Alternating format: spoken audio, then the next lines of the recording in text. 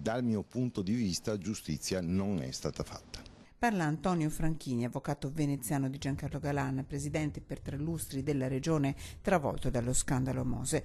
Un anno fa la richiesta della procura lagunare, il 22 luglio per lui si aprono le porte del carcere di Opera a Milano dopo un tesissimo voto alla Camera.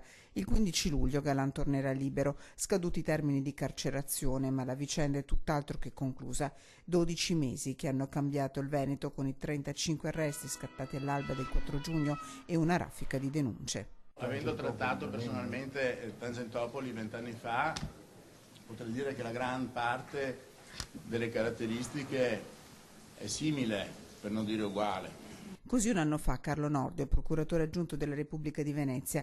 Quel mercoledì in carcere finiscono l'ex assessore regionale ai trasporti Renato Chisso, il consigliere regionale PD Giampiero Marchese, ex magistrati LEACO, un generale della Guardia di Finanza. Agli arresti domiciliari nel suo palazzo affacciato sul Canal Grande anche il sindaco di Venezia Giorgio Orsoni.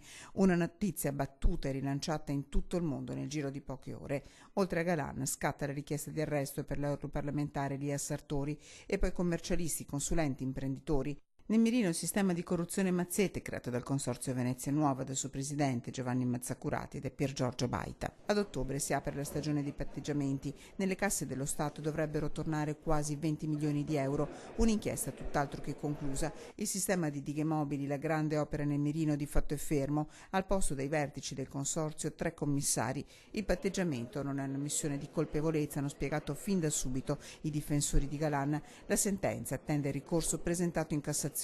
La giustizia, secondo Franchini, aspetta. Quello che resta, a distanza di un anno nei difensori, ma credo anche nello stesso Galan, è un senso di amarezza e di incompletezza.